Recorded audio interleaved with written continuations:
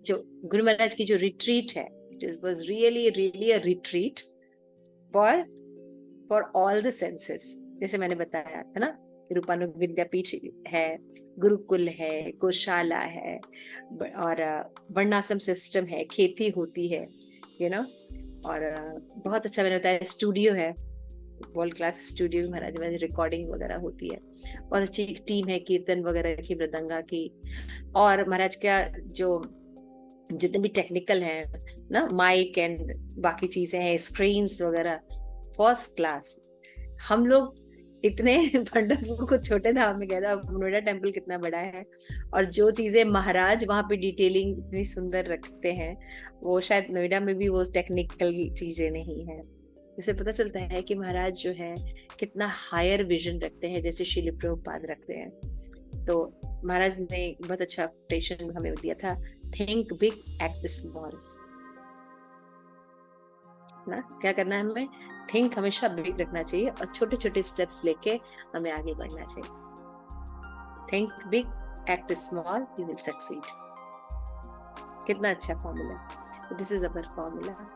तो इस तरह से हमें धीरे धीरे आगे बढ़ना चाहिए, छोटे छोटे प्रयास करने चाहिए अपने जीवन में, भक्ति के लिए और चीजों के लिए भी, और धीरे धीरे जाके फिर सक्सेसफुल होना चाहिए।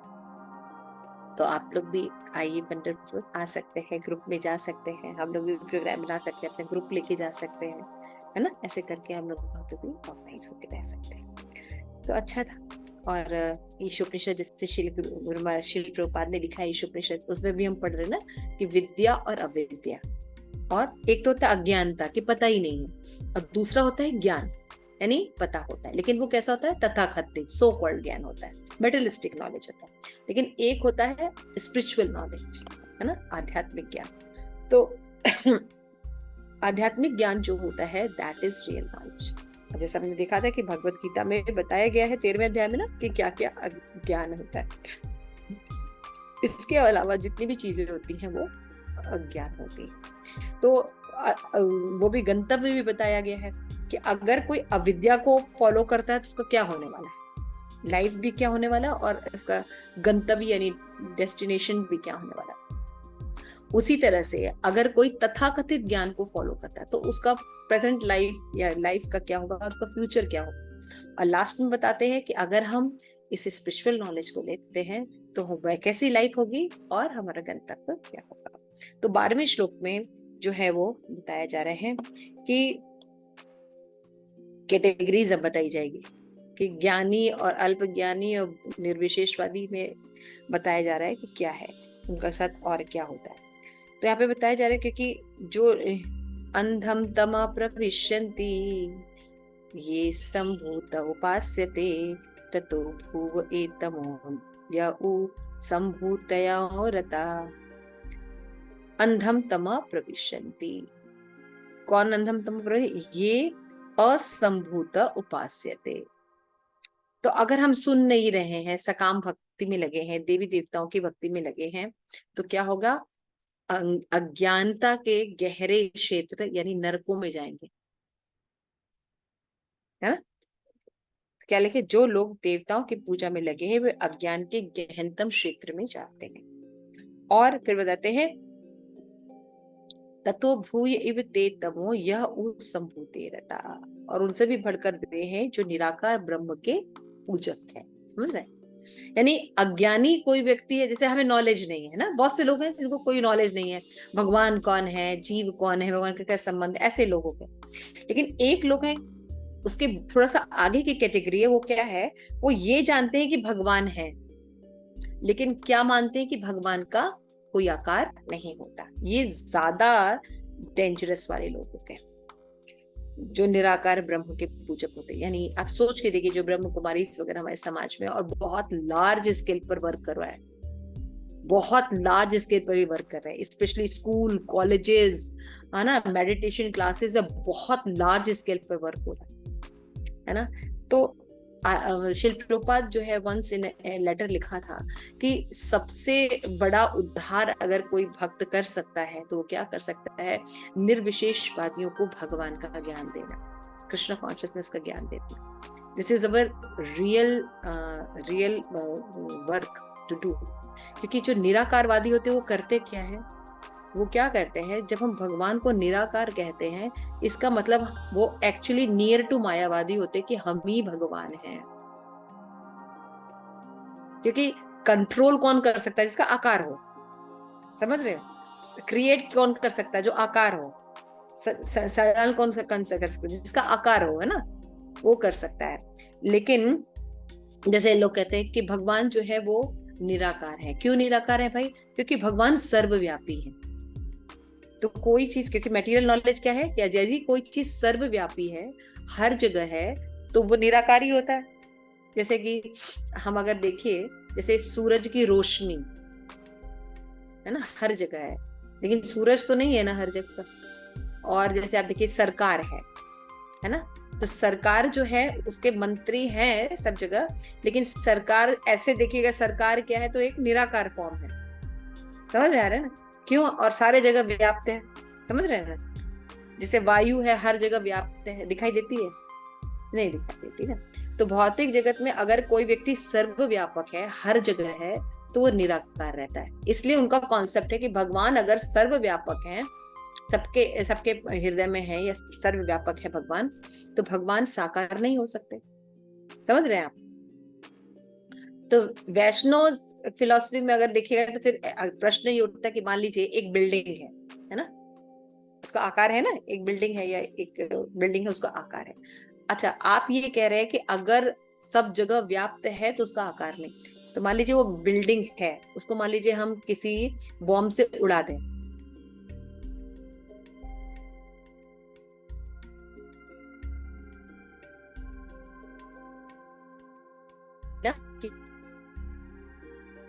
है तो उसका आकार नहीं था। अभी तो हमने उसका रूप खत्म कर दिया, तब तो सर्वव्यापक हुआ नहीं। समझ रहे हैं? तो उनकी थ्योरी उन्हीं के ऊपर ही लागू नहीं होती है। हम तो जो डिफीट करेंगे वो अलग बात है, लेकिन वो यही बात करें कि अगर कोई चीज सर्वव्यापक है तो वो क्या हो सकती है, उसका रूप नहीं हो सकता। गोलोकेश्वरी समझने की कोशिश कर रही है। अगर हर जगह हर चीज है तो क्या है, उसका रूप नहीं हो सकता, क्योंकि मटेरियल अनुभव यही है। साउंड हर जगह है लेकिन उसका कोई रूप नहीं है। समझ रहे हैं ना? हवा हर जगह है लेकिन रूप नहीं है। उसी तरह भगवान प्रभु वो चीज ये लागू करते हैं, उनको ये नॉलेज नहीं है कि भगवान परम पुरुष हैं, वो एक साथ साकार होकर निराकार भी हो सकते हैं। तो भगवान को न मानना एक तरह से क्या है, खुद ही मायावाद की तरफ जाना, यानी अपने आप को भगवान मानना, क्योंकि रूप नहीं मान रहे ना, रूप ही कंट्रोल करता है, रूप ही जो है वो सारी चीजों को करता है। समझ में बात आ रही सिद्धांत? तो इस वजह से निराकारवादी ज्यादा खतरनाक है ना, क्योंकि वो खुद को भगवान बनाएगा। ऐसा नहीं कि भक्ति में आने पर ही खत्म होता है। अगर हम सही से प्रिंसिपल फॉलो नहीं करते, नहीं खत्म होता है। जैसे कोई व्यक्ति काउंसलर बन गया तो क्या करेगा, निराकारवादी अगर फॉलो पूरा अपनाएगा तो वो क्या करेगा, अपने आप से सबको जोड़ेगा। तुम मेरे अंडर में हो, तुम मेरे अंडर में। वो न कभी गुरु से किसी को जोड़ेगा, न वो परंपरा से जोड़ेगा, न शास्त्र से जोड़ेगा। जो कुछ हूं मैं ही हूं। देखिए कितना भयानक करते हैं लोग। ऐसा दिखता है ना आप लोगों को, मेरे ग्रुप के हो तो मेरे ही पास रहना है, इधर उधर नहीं जाने का, मैं ही भगवान हूं, है ना। तो गुरु की पूजा नहीं होगी, मेरे बर्थडे वाले दिन गुरु पूजा होगी, है ना। क्यों यमुना? मेरे बर्थडे वाले दिन गुरु पूजा होगी। गुरु कौन है? गुरु नहीं। तो यानी वो व्यक्ति पारदर्शी नहीं होता, जबकि हम प्रतिनिधि हैं। कोई भी व्यक्ति प्रतिनिधि, हमारा कुछ भी नहीं है। हमें जो भी आदर या कुछ भी मिल रहा है वो गुरु का, भगवान का, परंपरा का दिया हुआ है। हमारा क्या है उसमें, है ना। इसीलिए जो वास्तविक जो लोग होते हैं वो गुरु, शास्त्र, साधु से जीव को कनेक्ट करते हैं। लेकिन जब अगर हम ऐसी विचारधारा, मायावादी विचारधारा से रहेंगे तो क्या करेंगे, खुद को ही भगवान मानेंगे। आप समझ रहे हैं डेंजरस कितना है? आप समझ में आ रहा है कि अज्ञानी व्यक्ति वो खतरा नहीं कर सकता जितना कि निराकार ब्रह्म के जो पूजक होते हैं वो लोग खतरा कर सकते हैं। वो अपना डेवलपमेंट ही रोक देते हैं कि वो कृष्ण के दास हैं, खुद ही अपने आप को भगवान मानने लगते हैं। समझ गए ना? यानी अपना जो प्रोग्रेस का मार्ग ही ब्लॉक कर दे रहे हैं। अपना तो कर ही रहे हैं और जितने लोग उनसे जुड़ते हैं उनका भी ब्लॉक कर दे रहे हैं। इसको कहते हैं आध्यात्मिक मृत्यु। अज्ञानी का होप है कि अगर उसको ज्ञान दिया जाए तो वो भक्त बन सकता है ना? समझ रहे हैं? उसको पता नहीं है। तो अबोध जो लोग हैं उनको अगर एक बार होप है कि अगर उनको भगवत गीता दी जाए या संग दिया जाए तो भगवान की भक्ति कर सकते हैं। राजेश्वरी, क्लियर हो रहा है बात? Are you there Rajeshwari? I think hang out हो रहा है। ठीक है, मेरी बात समझ में आ रही है? यस माता मेरी जी। बात तो समझ में आ रही है? माता जी। ज्यादा हायर फिलोसफी तो नहीं बता रही हो? मैं कोशिश कर रही हूँ आप लोगों को सरल सरल करके बताने की। यस माता। और मैंने ये भी पीछे बताया कि किस तरह से जो निर्विशेषवादी है वो कहते हैं कि अगर भगवान सर्वव्यापक है तो उनका रूप नहीं हो सकता। तो उनका थ्योरी क्या है कि कोई सर्वव्यापक है तो उसका रूप नहीं होता, क्योंकि उनका एक्सपीरियंस है भौतिक जगत में।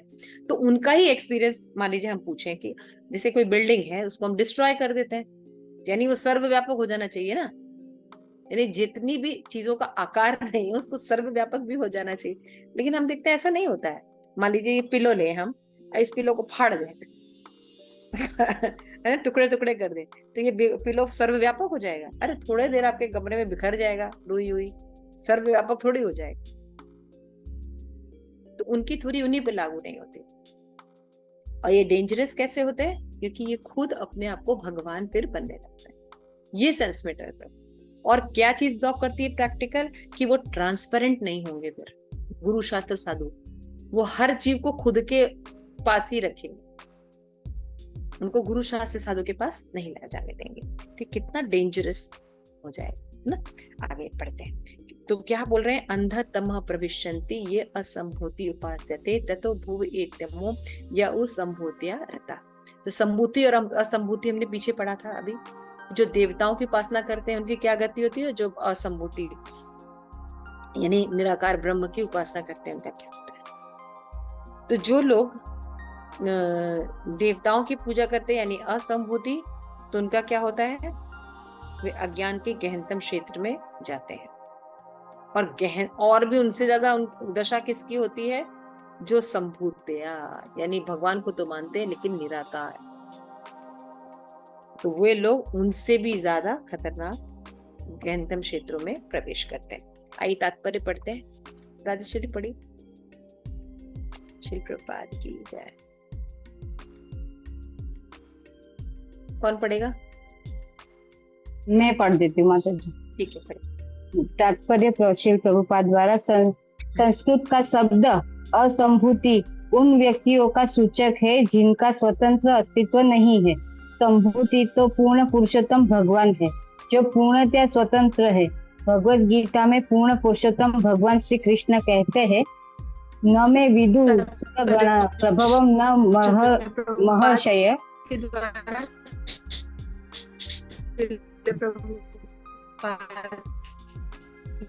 डबल आवाज आ रही है ना माता जी? मेरे ख्याल से राजेश्वरी माता जी भी पढ़ रही है। ये भले उन्हें पढ़ने दो। नहीं, उनकी आवाज नहीं आ रही, नेट कंफ्यूज है। आप पढ़िए।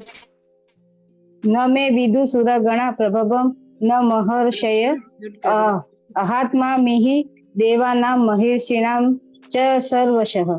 न तो देवगण न ही महर्षिजन मेरी उत्पत्ति अथवा विभूतियों को जानता है, क्योंकि मैं देवताओं और मुनियों का सभी प्रकार से उद्गम हूँ। इस प्रकार कृष्ण उन शक्तियों के मूल है जो देवताओं, महर्षियों तथा योगियों को प्रदान की गई है। यद्यपि उन्हें महान शक्तियाँ प्रदान की गई है, तथापि ये शक्तियाँ सीमित है। अतः उनके लिए यह समझ पाना कठिन है कि कृष्ण किस प्रकार अपनी अतरंगा शक्ति से मनुष्य के रूप में प्रकट होते हैं। अनेक दार्शनिक तथा बड़े बड़े ऋषियों या योगियों। एक मिनट, यहाँ तक समझते हैं? ये पैराग्राफ थोड़ा इंपॉर्टेंट है। हाँ। यहाँ पे शिल प्रपात हमें समझा रहे हैं, दो शब्द इस श्लोक में यूज हुए, संभूति और असंभूति। तो संभूति मतलब होता है जिनका स्वतंत्र अस्तित्व नहीं होता, सॉरी, असंभूति का मतलब क्या होता है? जिनका स्वतंत्र अस्तित्व नहीं होता। और संपूति पूर्ण पुरुषोत्तम भगवान, समझ में आ गया? देवता पूर्ण भगवान के अंडर में रहते हैं कि स्वतंत्र हैं? अंडर में। अंडर में, ठीक है ना, समझ में आ रहा है? यानी देवताओं की बात असंभूति के लिए की जा रही है, और संभूति मतलब भगवान। तो भगवत गीता में भी भगवान ने कहा कि जो देवता गण है, महर्षि जन ने मेरी उत्पत्ति है ना, 10.2 में न मे विदु सुरगण प्रभो न महर्षते अहम आदित्य देवानाम महर्षिणाम च सर्वशः। न तो देवतागण न महर्षि जन मेरी उत्पत्ति और विभूति को जानते हैं, क्योंकि देवता मुनि का सभी प्रकार से उद्गम भगवान है। जैसे कि कोई व्यक्ति पहले पैदा हुआ है, जन्म हुआ है, उसके बाद अगर और लोगों का जन्म हुआ है तो वो उसके बारे में पूरी तरह नहीं जान सकते, है ना। उसी तरह से जितने भी ऋषि हैं, देवता हैं, वो भगवान ने उनको प्रकट किया है, तो वो जितना भगवान उनको देंगे, कृपा देंगे, उतना ही वो जान सकते हैं। उससे ज्यादा वो भगवान के बारे में नहीं जान सकते। जैसे कि हम लोग हैं और हमारे बच्चे हैं, तो हमारे बच्चे हमारे बारे में पूरी तरह नहीं जान सकते ना, क्योंकि हमारे बाद में आए हैं। हम उनको जितना बताएंगे उतना उनको पता हो। उसी तरह से भगवान कह रहे कि सब चीज को तो मैं प्रकट करता हूँ, पिता मैं हूँ, इसीलिए भगवान के बारे में कोई जान नहीं पाता। इस प्रकार के शून्य शक्तियों के मूल हैं जो देवताओं, महर्षि, योगियों को प्रदान की जाती है। उन्हें महान शक्तियां दी गई हैं, तथापि शक्तियां सीमित हैं। अब देखिए, जितने भी शुद्ध महात्मा होते हैं, सिद्धिगण होते हैं, देवता होते हैं, नॉर्मल तो होते नहीं, दे कैन डू एनीथिंग, है ना। कई सिद्धियां प्राप्त तो होती हैं, लेकिन क्या होते हैं, फिर भी वो भगवान के समान नहीं हो सकते, है ना। भगवान जो है सर्वश्रेष्ठ रहते हैं। अतः उनके लिए समझ पाना कठिन है कि कृष्ण किस प्रकार अपनी अंतरंगा शक्ति से मनुष्य रूप में प्रकट होते हैं।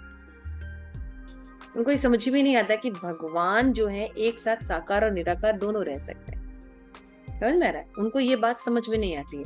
क्यों? क्योंकि उनका जो परसेप्शन है या तो साकार का है या तो निराकार का है।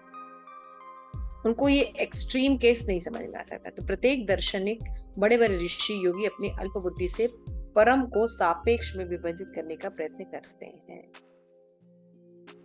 क्या कर रहे हैं? परम सत्य जो है वो क्या होता है? हमेशा रहने वाला है, शाश्वत है।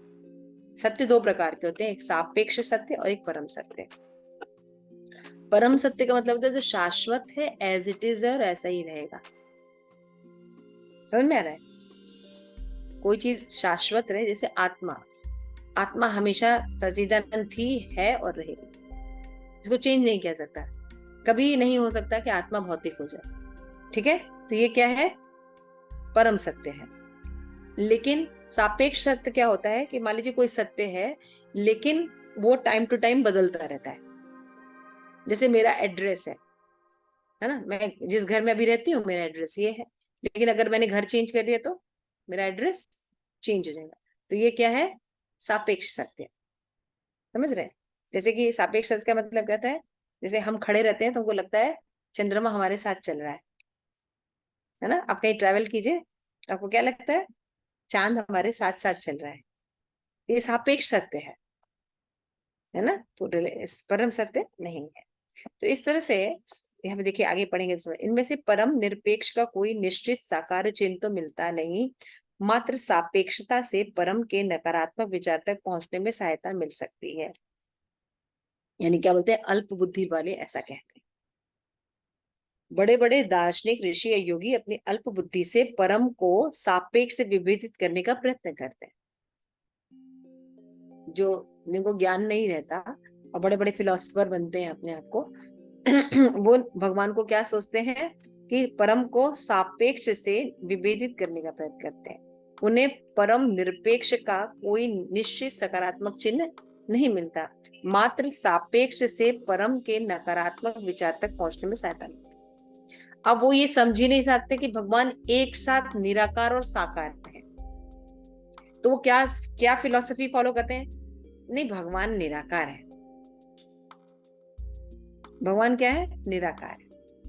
इसीलिए क्या कर रहे हैं? भगवान की रॉन्ग फिलॉसफी वो एक्सेप्ट कर रहे हैं, या आधी फिलॉसफी वो एक्सेप्ट करना है, ठीक है ना। क्योंकि जो ब्रह्म तक पहुंचता है वो परम सत्य की फर्स्ट रियलाइजेशन है, सही रियलाइजेशन है भगवान की तरफ, लेकिन फर्स्ट और अधूरी रियलाइजेशन। लेकिन अगर वो उसी को सुप्रीम मान लेता है तो डेंजरस स्थिति में है ना, कि भगवान जो है वो प्रकाश है, भगवान को प्रकाश की तरह लेता है। भगवान क्या है? एक प्रकाश है। भगवान क्या है? एक लाइट है। भगवान क्या है? प्रेम है। डिस्क्रिप्शन नहीं है। तो ऐसे लोग क्या करते हैं, नकारात्मक विचार तक पहुंचते, यानी भगवान के जो कॉन्सेप्ट उसका अधूरा नॉलेज होता है, और कम नॉलेज से अधूरा नॉलेज ज्यादा डेंजरस होता है। समझ में आ गया? तो नकारात्मक बोध के द्वारा परम की पूर्ण परिभाषा नहीं दी जा सकती। केवल इतना जानना कि भगवान का लाइट है, ये पूर्ण ज्ञान है नहीं। भगवान के शरीर से जो आभा निकलती है वो ब्रह्म है, लेकिन भगवान जो है वो भौतिक जगत में हर जगह है, तो परमात्मा के रूप में रहते हैं। लेकिन भगवान का अपना अस्तित्व है, वो कृष्ण है, धाम है, गोलोक है, उनकी पूरा जो पैराफेनेलिया है भगवान का वहां पे, और भगवान अलग अलग रसों में वहां पे अपना, उनके फ्रेंड्स हैं, है ना, सखा है, दास है, वात्सल्य है, माधुर्य है, अलग अलग रसों के साथ भगवान वहां पे आनंद लेते हैं। तो पूरा डिटेल है। लेकिन जिसको कम नॉलेज रहता है वो फिर भगवान की पूर्ण धारणा नहीं जानता, तो भगवान की नकारात्मक धारणाओं से अपने आप को ढक लेता है। अगर कोई व्यक्ति सही नॉलेज नहीं लेगा, अपने मन से इन लोगों का नॉलेज को लेके चलेगा, तो अपनी जो आध्यात्मिक प्रगति उसको हमेशा ब्लॉक कर देगा। लेकिन जो अज्ञानी व्यक्ति है वो आगे बढ़ सकता है, क्योंकि अब इसको पता नहीं है। अच्छा हाँ लाइट है, अच्छा इसके बाद परमात्मा का नॉलेज है, इसके बाद भगवान का नॉलेज है, वो भगवान तक पहुंच जाएगा। लेकिन जो निर्विशेषवादी इसी को अल्टीमेट मान लिया, भगवान मतलब लाइट, भगवान मतलब निर्विशेष। नकारात्मक बोध के द्वारा परम सत्य की परिभाषा पूर्ण नहीं हो सकती। ऐसे निषेधात्मक परिभाषाओं से मनुष्य तो अपनी बुद्धि की धारणा को उत्पन्न करने के लिए बल मिलता है, और इस तरह मनुष्य कल्पना करने लगता। मैंने बताया ना, when you don't know anything about that, so only mental speculation you can do, right Priya, you understood the point? प्रिया समझ में आ रही है बात? जी माता जी। अगर हमें किसी चीज के बारे में नॉलेज नहीं है, मान ली हम कहे विशाखा वीजा 2, तो प्रिया को क्या समझ में आया? कुछ नहीं। लेकिन आप कुछ अपने मन से सोच सकती है ना, हो सकती है विशाखा आपका फ्रेंड का नाम हो तो आप उससे वहां से रिलेट कर दें, लेकिन वो सही नहीं रहेगा। उसी तरह से जब हम भगवान के बारे में कुछ नहीं जानते तो हम क्या कहेंगे, कुछ भी धारणा लगा रहे हैं। जैसे अभी व्यक्ति कह रहा है ना कि जो लोग अल्पज्ञानी है वो क्या कहे, भगवान जो है लाइट है। नहीं, लाइट तो एक पार्ट है, अभी और लंबा विषय है भगवान के बारे में। तो देखिए आगे बहुत सुंदर बातें हैं ये सब, ये थोड़ा फिलोसफिकल है ना, समझ में मैं समझाने की कोशिश तो कर रही हूँ, बट ये ना क्लियर हो रहा है बेटा? यस माता जी। थोड़ा सा मैंने इसीलिए थोड़ा सा इलाबोरेट किया कि थोड़ा सा अब आप लोग मैच्योर हो गए तो यू कैन अंडरस्टैंड। तो ऐसी निषेधात्मक परिभाषा से मनुष्य को अपनी खुद की धारणा को उत्पन्न करने के लिए बल मिलता है। When you don't have any real knowledge, तब आप अपनी मेंटल स्पेकुलेशन से उसको सोचेंगे। इस तरह मनुष्य कल्पना करता है परम सत्य के अवश्य रूपहीन गुण रहित होते हैं। एक तो रूप नहीं रहेगा, अगर रूप नहीं तो गुण नहीं होगा ना। भगवान करुणा कैसे करेंगे, दया सिंधु कैसे बनेंगे? आप समझ रहे, जब उनका रूप होगा। तो ये भगवान को निराकार ही नहीं निर्गुण भी मान लेता है। तो फिर क्या होगा, ऐसे निषेधात्मक गुण सापेक्ष भौतिक गुणों के सर्वथा विलोम होते हैं। अतः वे भी सापेक्ष हैं, यानी भगवान को भी भौतिक मान लेते हैं। सापेक्ष अर्थ भौतिक जगत में पाया जाता है। बताया ना मैंने भाई, ट्रुथ दो तरह के होते हैं। परम सत्य होता है, वो शाश्वत होता है, वो भगवान पे एप्लीकेबल है। लेकिन जब हमें उनके बारे में नॉलेज नहीं है तो हम सापेक्ष सत्य, यानी जो भौतिक जगत के सत्य हैं, उनका प्रत्यारोपण भगवान पे भी करते हैं। जो हमको लगता है हम माया से बद्ध है, तो भगवान यहाँ आते हैं, भगवान ही माया से बद्ध हो जाते हैं। समझ रहे हैं ऐसा? हम मरते हैं तो भगवान भी मरते हैं। आप सब देख रहे हैं फिलोसफी, भगवान के बारे में सारी रॉन्ग फिलोसफी है ना। जैसे दलिद्र नारायण की फिलोसफी, भगवान कभी दलिद्र नहीं हो सकते। दरिद्र नारायण के नाम से चंदा इकट्ठा किया जाता है ना, तो भगवान दलिद्र कैसे हो सकते हैं? अगर दलिद्र है तो भगवान कैसे? अब देख रहे रॉन्ग फिलोसफी कैसे समाज में फैली हुई है। अब अब अभी समझ में आ रहा है सापेक्ष निरपेक्ष थोड़ा सा डिफिकल्ट थोड़ा सा। तो ऐसे निषेधात्मक गुण सापेक्ष गुणों को सर्वथा विलोम होते हैं। ऐसे वो सापेक्ष होता नहीं, भगवान को भौतिक कर दिया। परम का इस प्रकार विचार करने पर कोई अधिक से अधिक कृष्ण के निर्विशेष ब्रह्म तक ही पहुंच सकता है। That is the problem. अगर आप अपने मन से चलने की कोशिश करेंगे भगवान को जानने की, तो आप मान लीजिए थोड़ा सा ज्ञान अर्जन करके केवल आप निर्विशेष ब्रह्म तक ही पहुंच सकते हैं कि भगवान एक लाइट है, एक प्रकाश है। वो कौन है, कैसे हैं, उनकी डिटेलिंग क्या है, मेरा उनके साथ क्या संबंध है, नो नथिंग। समझ गया? ये लॉस हो जाएगा। तो वो व्यक्ति केवल कहाँ तक पहुंच सकता है? ब्रह्म तक। लेकिन वो भगवान के व्यक्तिगत पूर्ण पुरुषोत्तम भगवान तक कभी नहीं पहुंच सकता। अब देखिए वो क्या अपना हानि कर रहा है कि अगर कोई निर्विशेष ब्रह्म मान लीजिए अपने मन से चल रहा है, तो ज्यादा से ज्यादा पर भगवान जो है वो लाइट है, वहां तक पहुंच सकता है ना। और वो कभी भी नहीं जान सकता क्योंकि उसने ब्लॉक कर दिया है। वो क्या चीज एक्सेप्ट नहीं कर रहा है? परंपरा को एक्सेप्ट नहीं कर रहा है, ऐसे लोगों को एक्सेप्ट नहीं कर रहा है जो भगवान के बारे में पूर्ण नॉलेज रखते हैं। वो अल्टीमेट समझ रहा है, तो कभी भी वो भगवान पुरुषोत्तम के बारे में नहीं जान पाएगा, इसलिए वो उसका अपना स्वरूप भी नहीं जान पाएगा, और फिर उसके साथ उनका क्या रिलेशन नहीं जान पाएगा। फिर मनुष्य जीवन सार्थकता कैसे होगी? आप समझ रहे? देखिए कैसे एक के बाद एक पर डिस्ट्रैक्शन हो जाएगा। तो ऐसे मानसिक तर्कवादी ये जानते थे कि कृष्ण ही परम पुरुषोत्तम भगवान है और निर्विशेष ब्रह्म उनके शरीर का तेज है और परमात्मा उनकी सब जो है वो सर्वव्यापी अभिव्यक्ति। तो जो मानसिक तर्कवादी होते हैं कभी ये बात नहीं जान पाते। क्या नहीं जान पाते?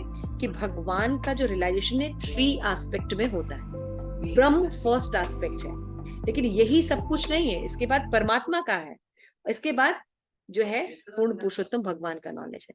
लेकिन क्योंकि उनकी ये फॉल्ट होता है, वो अपने आप से ही सब कुछ स्पेकुलेट करते हैं, इसलिए वो कभी भी नहीं पहुंच पाते। और आपको जान के आश्चर्य होगा 99% लोग निराकारवादी हैं। आप बाकी जितने भी आजकल सो कॉल्ड धर्म है आप देख लीजिए, उनमें है ना सबसे ज्यादा जो क्रिश्चियंस हैं निराकारवादी। उसके बाद मुस्लिम आते हैं निराकारवादी। आप देख रहे हैं ना कितनी बड़ी जनरेशन है जो भगवान को निराकार। अच्छा, जो सोचते हैं भगवान का, तथाकथित हिंदू सोचते हैं कि हम पालन कर रहे हैं, लेकिन वो भी भगवान के परम पुरुषोत्तम आस्पेक्ट को कहाँ जा रहे हो? या तो देवी देवताओं में लगे हुए हैं या देवी देवताओं का भी ठीक से भक्ति नहीं करते। देख रहे हैं आप? तो ये प्रॉब्लम आएगी। श्रील प्रभुपाद फिर आगे कहते हैं, न ही वो ये जानते हैं कृष्ण का अपना शाश्वत रूप होता है, आनंद है, वो दिव्य गुणों से युक्त है। आश्रित देवता महर्षि उन्हें गलती से एक शक्तिशाली देवता के रूप में मानते हैं। भगवान को कैसे मानते हैं? एक शक्तिशाली व्यक्ति है और कुछ नहीं। किंतु जो कृष्ण के भक्त हैं वो भक्ति में उनकी शरणागति लेते हैं, जिसके कारण उनको भगवान के बारे में पूर्ण नॉलेज होता है और वो हर वस्तु को उत्पन्न करने वाले, पालन करने वाले और विनष्ट करने वाले, ये वो जानते हैं। इसीलिए भक्त के जीवन में सुख है या दुख है, दोनों का कारण वो भगवान को मानता है और उसको एक्सेप्ट करता है। क्योंकि डिस्ट्रॉय भी कौन कर रहा है, दुख भी कौन दे रहा है? भगवान दे रहे हैं और वो उसके लिए बेनिफिटेड है। तो भगवान की प्रेममयी सेवा करके उन तक पहुंचना है, ये जो भक्ति के द्वारा ही जाना जा सकता है। लेकिन वो ये माध्यम नहीं जानते, इसलिए इन सेवाओं में नहीं जाते। भगवद गीता में भी कहते हैं कि केवल बुद्धिहीन जो होते हैं वो मोहग्रस्त हो जाते हैं, मोहग्रस्त होते हैं और इंद्रिय तृप्ति की प्रबल इच्छा से प्रभावित हुए क्षणिक समस्याओं पे अस्थायी राहत के लिए देवताओं की पूजा करते हैं। अब क्या करेंगे? भगवान के बारे में नॉलेज है नहीं, कोई भी काम कर रहे हैं उससे उनको रिजल्ट मिलेगा नहीं, तो देवताओं की तरफ मुड़ जाएंगे, सकाम भक्ति की तरफ, है ना। फिर वो क्या चाहेंगे कि वो उनको भौतिक जो प्रॉब्लम्स है उनसे निजात दिला दे, है ना। तो कोई व्यक्ति जेल से बाहर ही निकल सकता है, सारी प्रॉब्लम सॉल्व हो जाएगी, लेकिन वो जेल में ही व्यवस्था कर रहा है तो बुद्धिहीन हुआ ना। तो भौतिक जगत से बाहर निकल सकते, हम यहाँ आगे है ही नहीं, तो यहाँ पे ये ठीक हो जाए तो फिर ये थोड़ा सा ठीक हो जाए तो ये नहीं, यहाँ से बाहर जाके हम सब कुछ ठीक कर सकते हैं, तो वो हम कर ही नहीं रहे यहाँ पे। क्योंकि भगवान मनुष्य शरीर से भौतिक रूप से बंधा है, अतएव उन्हें भौतिक बंधन से पूर्णतः मुक्त होना चाहिए, जिससे वो आध्यात्मिक धरा पर स्थायी राहत प्राप्त करें, जहाँ शाश्वत आनंद प्राप्त है। ईश्वर मिश्र उपदेश देती है, नोट करिए पॉइंट, बहुत इंपॉर्टेंट है। ईश्वर उपनिषद ये उपदेश देती है कि हमें परतंत्र देवताओं की पूजा करके अपनी समस्याओं की क्षणिक राहत लेने का प्रयास नहीं करना चाहिए। हमें कभी भी देवताओं की शरण नहीं ग्रहण करनी चाहिए, और अपनी जो छोटी छोटी समस्याएं हैं उनसे, भौतिक समस्याओं को, उनके पास जाके राहत नहीं लेनी चाहिए। भागवतम कहती है अगर आपको कुछ लाभ भी लेना है तो आप अकामो और सर्व कामो वा मोक्ष कामो उदारती, इन सबको किसके पास जाना चाहिए? भगवान की शरण ग्रहण करनी चाहिए। अगर आपको मान लीजिए इच्छा भी है, कोई मांगने की भी इच्छा है, तो आपको भगवान से मांगनी चाहिए, न कि देवी देवताओं से, क्योंकि ये अस्थायी लाभ देते हैं और बुद्धिमान से लाभ भी नहीं देते। प्रत्येक हमें पूर्ण पुरुषोत्तम भगवान की पूजा करनी चाहिए, जो सर्वाकर्षक है और अपने धाम ले जाते हैं और बंधनों से भी हमें मुक्त कर देते हैं। श्री प्रभुपाद एक और पॉइंट लिखते हैं 7.23 20 से 23 कि देवताओं की जो पूजा करने वाले होते हैं वो देवलोक को जाते हैं, एकदम क्लियर बताया। तो कौन सी फिलॉसफी श्री प्रभुपाद यहाँ पे काट रहे हैं? मायावादी। आप समझ रहे हैं? जो मायावादी लोग हैं, जो देवी देवताओं की पूजा करते हैं या निराकार ब्रह्म की पूजा करते हैं, देखिए कैसे भगवान को गलत रूप में देखते हैं। तो वो क्या सोचते हैं, किसी भी पंथ की पूजा करो सब एक ही जगह पहुंचेंगे। सुना है आपने? किसी की भी पूजा कर लो सब एक ही जगह। हाँ हाँ हम भी काली माँ की पूजा, हम भी साईं बाबा का मंदिर। आप बताएंगे क्या पंढरपुर धाम का है? तो कहेंगे हाँ हम भी साईं बाबा के धाम के आ रहे हैं। बहुत अच्छा था वहाँ पे। आप भी पूजा कीजिए, कैसे भगवत गीता पढ़िए, नॉलेज नहीं है ना, देखिए कैसे ब्लॉक कर दिया। किसी की भी पूजा करो सबकी एक ही गति है, कैसे हो सकती है ना? भगवान इसको उनकी पूजा करते हैं, उनके पास जाते हैं, पूजा करते हैं, चंद्रमा की पूजा करते हैं, चंद्रमा की पूजा करते हैं, देवताओं के पास जाते हैं। अगर सबका एक ही डेस्टिनेशन था तो ये प्लैनेटरी सिस्टम बनाने की जरूरत क्या थी? अलग अलग डेस्टिनेशन बना के रखा है। अभी क्लियर हो गया ये नॉलेज? इस सबकी पूजा करने से एक रिजल्ट नहीं होता, देवताओं की पूजा करने से अलग रिजल्ट मिलेगा। और जो निर्विशेष चंद्रलोक की पूजा करेंगे, देवलोक की पूजा करेंगे, भगवान की भक्ति मनुष्य अपनी उन्नत चेतना में वायु अंतरिक्ष में यात्रा करने के अन्य ग्रहों तक जाता है। जैसे वायुयान से जाता है ना, योग शक्ति से भी जाते थे, या देवताओं की पूजा करके वो स्वर्ग चले जाते थे, ऐसे भी जाते थे। ये तो शायद आप लोगों को नहीं पता, आजकल आप लोग साइंटिस्ट वाले लोग हैं, तो अभी चंद्रयान की जो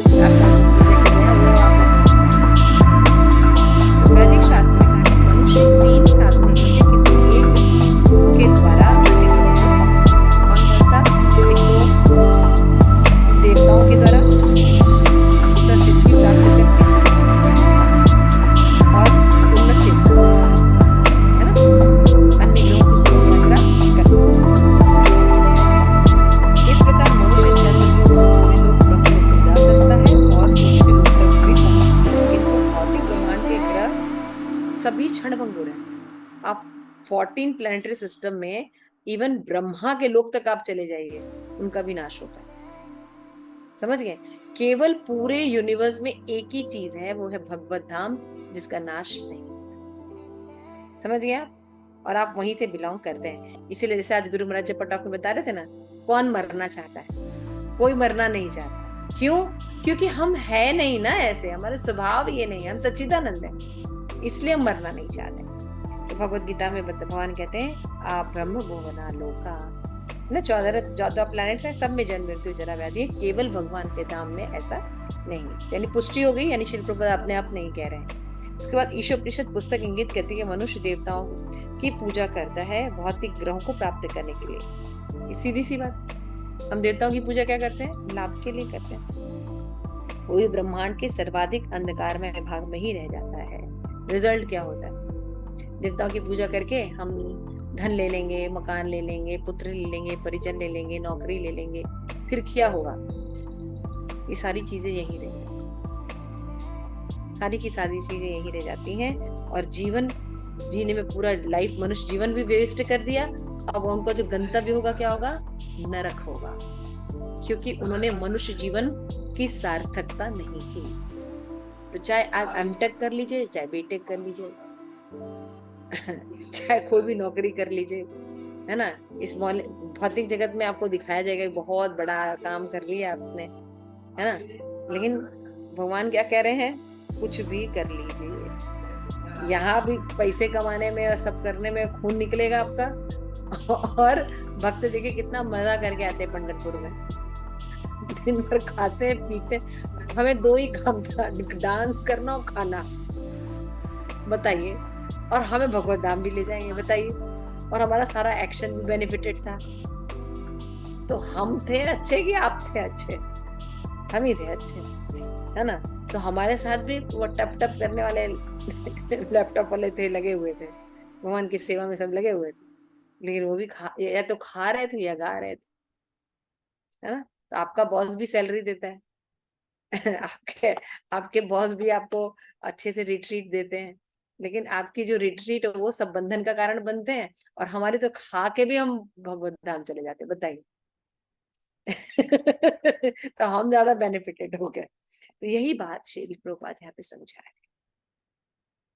कि किसी भी क्योंकि जीव जो है, ये बात समझना बहुत जरूरी है। जीव कभी भी सेटिस्फाइड हो ही नहीं सकता किसी भी मटेरियल चीज से। आप किसी भी चीज को देख लीजिए, अपने लाइफ में देखिए, छोटे से थे, कोई डिजायर थी, वो पूरी हुई, फिर थोड़ी देर बाद फिर अजीब सा लगता है, अच्छा नहीं लगता है, फिर हमको दूसरी डिजायर, ऐसे करते रहते हैं, उसको अचीव कर लेते हैं। या आपने अचीव नहीं किया तो जिन्होंने अचीव कर लिया उनको देखिए, दे आर नॉट सेटिस्फाइड। क्यों? क्योंकि हम भगवान के अंश हैं। जब तक हम उनकी सेवा नहीं करेंगे तब तक हम खुश नहीं रह सकते, खुश नहीं रह सकते। तो ईशोपनिषद इन्हीं बातों को हमें जगा रही कि देवताओं की पूजा में, निर्विशेष ब्रह्म की पूजा में अपने आप को समय व्यस्त मत कीजिए। और मैं थोड़ा सा निर्विशेष ब्रह्म के बारे में और डिटेल में आप लोगों को बता रही हूँ कि जहां जहां हम निर्विशेषवादी हो ना, वहां ठीक कर लो।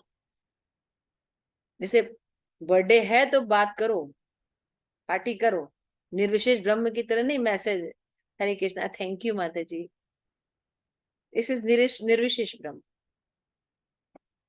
समझ रहे हैं आप? हम बहुत जगह निर्विशेष ब्रह्म है, वहां रस नहीं मिलता,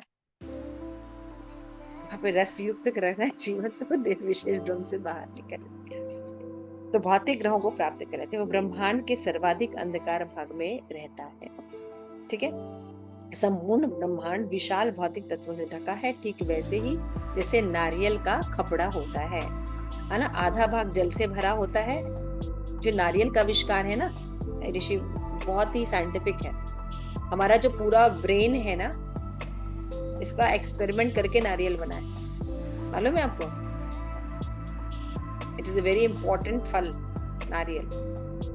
तो पहले जो एक्सपेरिमेंटल लेवल लैब्स होते थे, वो यज्ञशालाएं होती थी। तो जब हम मान लीजिए कोई चीज बनाए, कोई मंत्र है, इसकी सिद्धि करनी है कि ठीक है कि नहीं, तो हमको पकड़ के थोड़ी करा जाएगा। तो नारियल जो होते हैं वो इक्वल टू ह्यूमन बीइंग होते हैं। इसीलिए देखिए आहुति चढ़ाई जाती है तो नारियल की चढ़ाई जाती है ना, क्यों? क्योंकि हमारे बिहाफ पे हो रहा है। It's a very scientific. पहले की जो यज्ञशालाएं होती थी उसमें मंत्र सिद्धियां होती थी, मंत्रों को आहवत करके ऐसे किया जाता था, उससे पता चलता था कि सिद्धि हो रही है कि नहीं, ये चीज मिल रही है कि नहीं। तो भाई मनुष्यों की बलि थोड़ी दे देंगे। तो नारियल इज वेरी इंपॉर्टेंट, वो हमारे मतलब बिल्कुल मनुष्य तुल्य होता है। तो यहाँ पे कंपैरिजन किससे किया गया है? ये जो भौतिक ब्रह्मांड है ये नारियल की तरह है। नारियल में लाइट होती है क्या?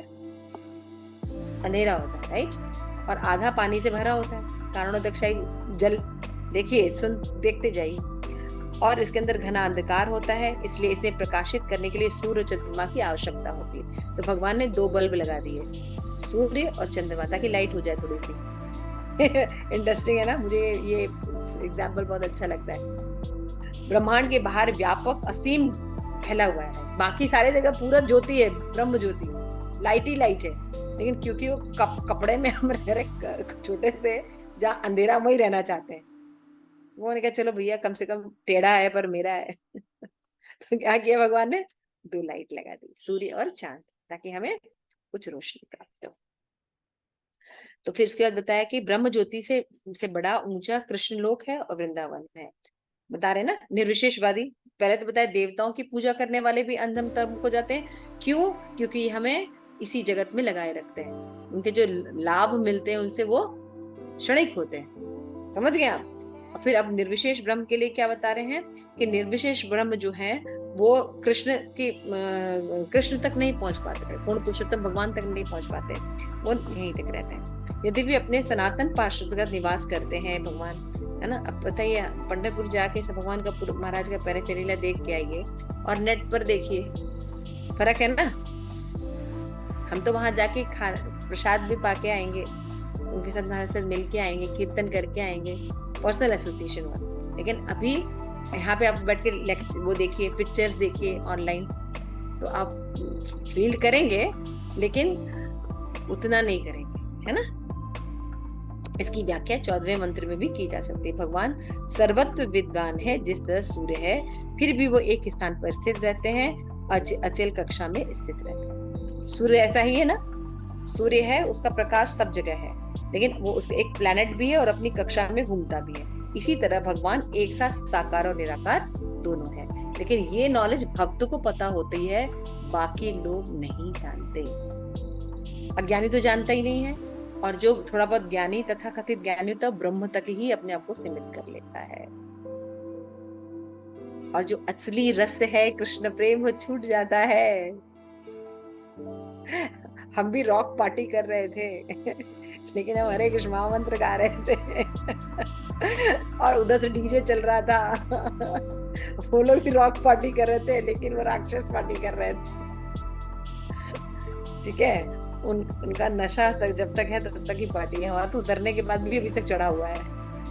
Okay, thank you so much. आज हम यहाँ तक कहते हैं, श्री प्रभात की जाए, आप सभी गॉड भक्त की जाए, गॉड पे